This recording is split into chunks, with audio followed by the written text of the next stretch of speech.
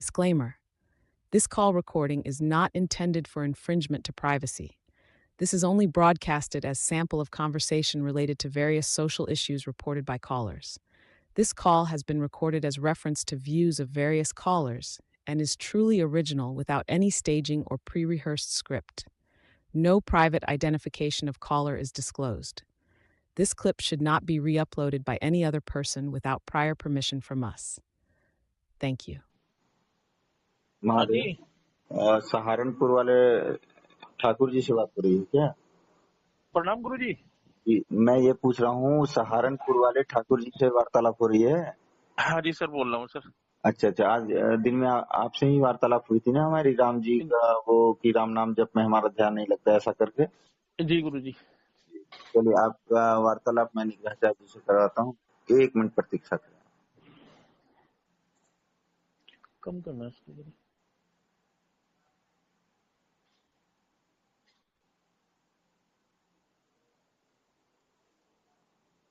श्रीमन नारायण। श्रीमन नारायण गुरु जी। कैसे हैं पुंडीर जी? बढ़िया जी बढ़िया, आप बताओ गुरु जी। हाँ, वो प्रातः काल आपकी वार्तालाप पांडे जी से हुई थी जी गुरु जी। और ऐसा है कि आपने फिर कमेंट भी किया था हमारे पेज पर हाँ जी गुरु जी। और आपके पक्ष को हमने पढ़ा और हमने उत्तर भी दिया था आपको। जी अब उत्तर आपने पढ़ा कि नहीं पढ़ा ये तो हम नहीं हाँ, बता पाए। मैं पढ़ लिया गुरु जी। हाँ, तो हमने चिंतन किया कि आपसे एक बार वार्तालाप कर ली जाए। बहुत बहुत शुक्रिया गुरु जी। तो इसमें क्या ऐसा है पुंडीर जी की पहली बात कि आपने जो कही धर्म गुरुओं की समीक्षा की बात और अपनी समीक्षा की बात, जी तो उसमें हमारा पक्ष यह है कि अशास्त्रीय दृष्टि अगर किसी की बन रही है, शास्त्र विरुद्ध अगर कोई कुछ कथन कर रहे हैं जो हमारी दृष्टि में बिल्कुल ठोस शास्त्र विरुद्ध जा रहा है, जी और अब देखिए बात होती है कोई कमरे में कुछ कर रहा है, समाज देखने नहीं जा रहा, हालांकि गलत वो भी है लेकिन समाज उससे कम प्रेरित होता है। जी लेकिन मंच पर बैठकर कोई ऐसे व्यक्ति जिनको समाज धर्मगुरु के रूप में देखता है या भले वो फर्जी हो लेकिन उस रूप में उनकी प्रतिष्ठा हो, कुछ उनको देखकर लोग प्रेरित या खूब प्रेरित हो रहे हो, तो फिर उसमें हम समीक्षा करते हैं। जी और यह भी है कि अगर उस व्यक्ति का कृत्य हमको धर्म के अनुकूल लगा और वहां आवश्यकता पड़ी तो हम समर्थन भी करते हैं। जी कई बार ऐसा हुआ है और हमारे कई 200-300 वीडियो में आप अगर नियमित देखते होंगे तो इसका अनुभव भी किए होंगे। हाँ, मैं नियमित देखता हूँ गुरु जी। हाँ, ठीक है। तो पुंडीर जी, आपकी जो समस्या थी, अब बात ऐसी है कि पांडे जी हैं तो सहृदय व्यक्ति, जी लेकिन हुआ क्या उनके साथ, जैसा कि आपने भी अनुभव किया कि कहीं और का गुस्सा कहीं और निकल गया।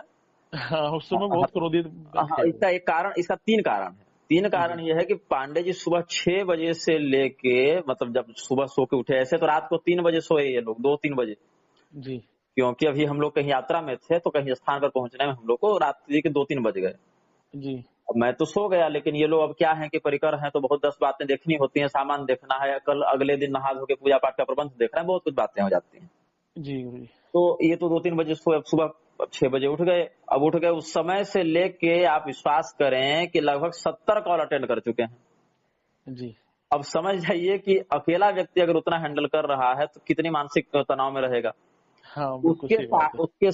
उसके साथ ये तो केवल फोन की बात है, उसके साथ मेरी स्थिति देखना, मेरी सेवा करना और भोजन पानी का प्रबंध देखना, कोई आगंतुक मिलने आ गए उनको हैंडल करना, है ना। जी फिर जी धूप में एक कलश यात्रा थी समझ लीजिए, तो वहां पर प्रबंध देखना, फिर जो आचार्य जी हैं उनके सहयोग की स्थिति देना, तो व्यक्ति एकदम बिल्कुल रोबोट बन जाता है, परेशान हो जाता है, इंजन गर्म हो जाता है। जी उस समय ये हो गया कोढ़ में नमक कि एक व्यक्ति मैसेज कर दिया कि मैं कल की अवतार हूँ, मुझे निग्रहाचार्य से बात करनी, बस इनका दिमाग घूम गया और उसने अच्छा खासा समय इनका ले भी लिया और बहुत कुछ उसने कहा जिसकी रिकॉर्डिंग भी सार्वजनिक की गई थी। हाँ, तो मैं हम सुनी लोग, है जी वो भी। हाँ, हम लोग को रिकॉर्डिंग सार्वजनिक करने का कारण ये हो गया कि बहुत से लोग बहुत से प्रश्न पूछते हैं और एक ही प्रकार के प्रश्न 10-20 लोग पूछ देते हैं। जी तो उस स्थिति में हम लोगों ने एक निर्णय लिया कि व्यक्ति के नाम, पता इत्यादि को हम सार्वजनिक नहीं करेंगे, नाम पता नंबर गोपनीय रहेगा, लेकिन जो विषय है वो बता दिया जाए, ताकि अगर जी किसी और व्यक्ति के मन में वो जिज्ञासा हो तो सुनकर वहीं से समाधान कर ले और हमारा कॉल इंगेज होने से बच जाए।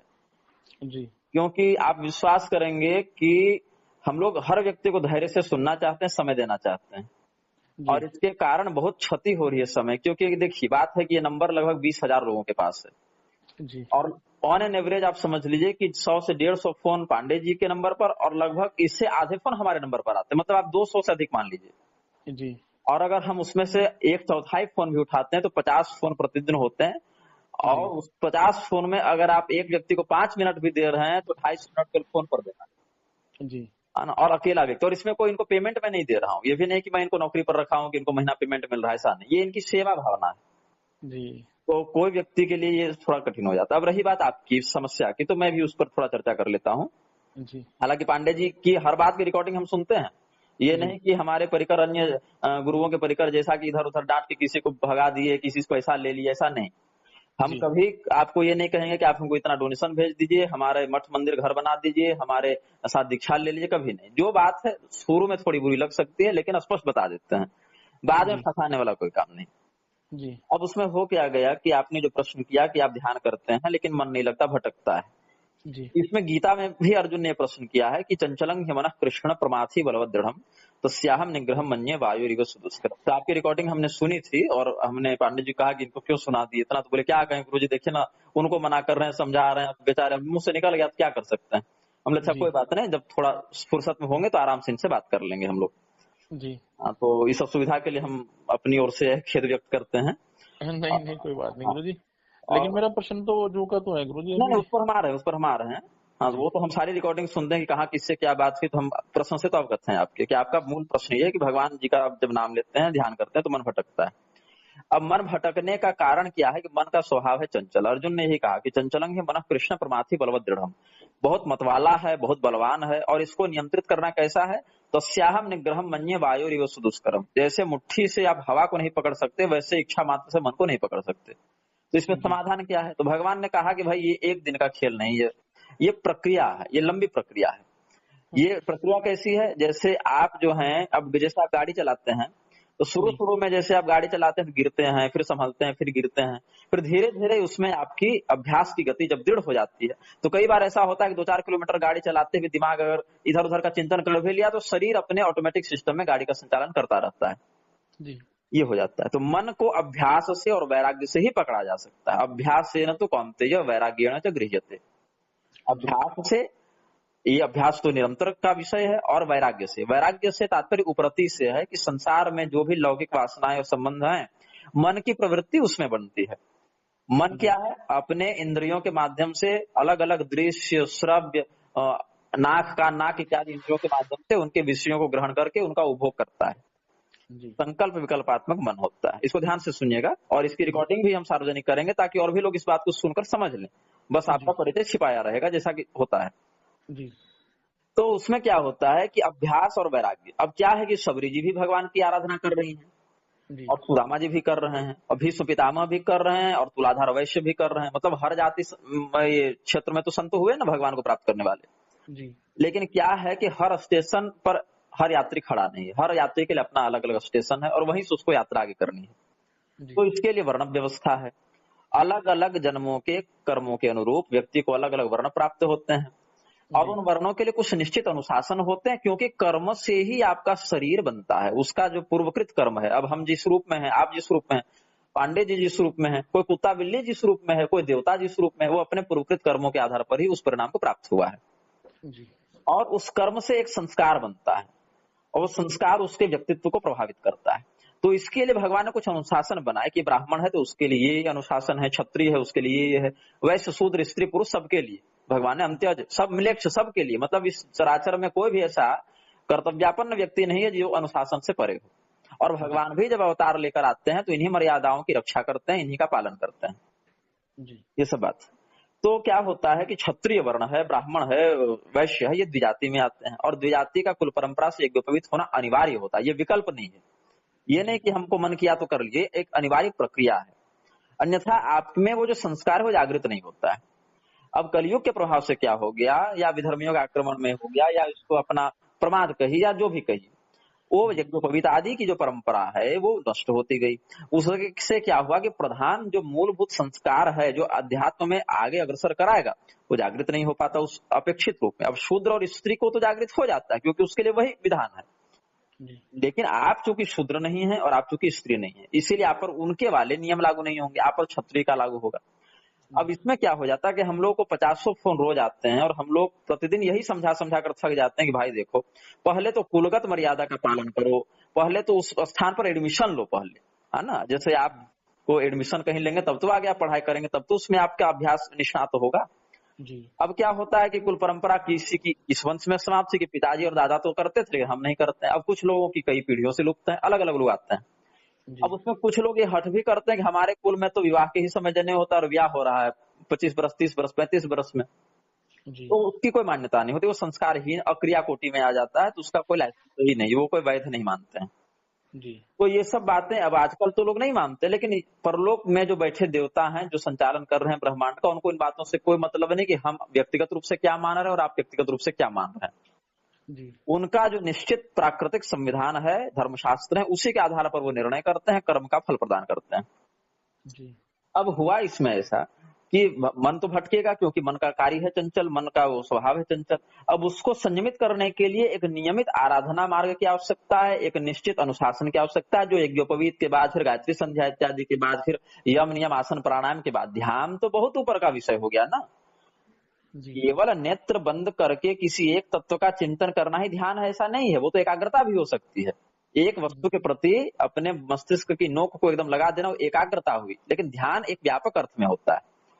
जी अब यम नियम आसन प्राणायाम प्रत्याहार धारणा, तब ध्यान, और उसके बाद समाधि लगती है। अब हम्म, 8 में से 6 स्टेप क्लियर नहीं है और सीधे 7वां की सिद्धि करेंगे तो समस्या तो होगी, और समस्या होगी तो उसका समाधान इसीलिए तत्काल में फोन पर नहीं दिया जा सकता, क्योंकि एक लंबी प्रक्रिया का विषय है। जी लेकिन आपको समाधान पांडे जी ने हालांकि थोड़े उग्र तरीके से दे दिया, लेकिन दिया था कि आप सदाचार का पालन करें, जो गलत बातें हैं जैसे चोरी करना, जुआ खेलना, शराब पीना, व्यभिचार करना, जो जो बातें हैं जो एक सामान्य व्यक्ति, विवेकी व्यक्ति समझता है, जी उनसे दूर रहें और अधिकाधिक चिंतन करें भगवान का, तो धीरे धीरे क्रमशः इसमें सुधार हो। लेकिन जिस प्रकार का परिणाम आप चाहते हैं कि बिल्कुल हम नेत्र बंद किए और गोस्वामी तुलसीदास के समान हमारे लिए राम जी एकदम आ जाए ध्यान में, या एकदम बिल्कुल हमारा अभिष्ट सिद्ध हो जाए, तो ये इसीलिए अभी संभव नहीं है क्योंकि उसके लिए जो मूलभूत सॉफ्टवेयर है वही जागृत नहीं हो पा रहा है, तो इसके लिए ये समस्या हो जाती है। गुरुजी मेरा प्रश्न दूसरा था। गुरुजी बोलिए। मुख्य प्रश्न मेरा ये था हाँ कि मैं जब नाम जप करता हूँ तो हाँ कई बार मन करता है कि राम राम राम राम करूं, कई बार करता है कि राधा राधा राधा करूं, कई बार ठीक करता है। है कि शिव शिव करूं। हाँ मुख्य प्रश्न मेरा ये था कि यहाँ भटकाव है गुरुजी, वो भटकाव नहीं था ध्यान वाला, अच्छा चलिए भटकाव ठीक। यहाँ था हाँ हाँ, तो कि यहाँ अलग ये अलग दिक्कत है। देव स्वरूपों में आपको ध्यान करने का मन करता है, जी तो इसमें कोई अशास्त्रीयता की बात नहीं है। जैसे आप अपने पिताजी को जब संबोधित करते हैं तो उसके लिए आप एक शब्द का प्रयोग करते हैं पिताजी, जी लेकिन आपके चचेरे भाई तो उनको पिताजी नहीं कहेंगे, तो चाचा जी कहेंगे उनको, है ना, या आपके ममेरे भाई उनको फूफा जी कहेंगे, या अलग अलग रिश्तों से एक ही व्यक्ति को अलग अलग संबंध से अलग अलग संबोधन किया जाता है। जी तो उसी प्रकार से जो राधा शब्द है, शिव शब्द है, राम शब्द है, कृष्ण शब्द है, एक ही परमात्मा के अलग अलग वाचक शब्द हैं, जी तो इसमें कोई अंतर नहीं है। अलग अलग ऋषियों ने अलग अलग स्वरूपों में उन परमात्मा का अनुभव किया, उनका तद्वत वर्णन किया और उनके नामों को उस रूप में पुकारा। तो जो फल शिव नाम का है वही राम नाम का है, वही राधा नाम का है। तो इसमें आपको फलश्रुति में हानि नहीं होगी, कोई नुकसान नहीं होगा, कोई भटकाव इसको नहीं मान सकते।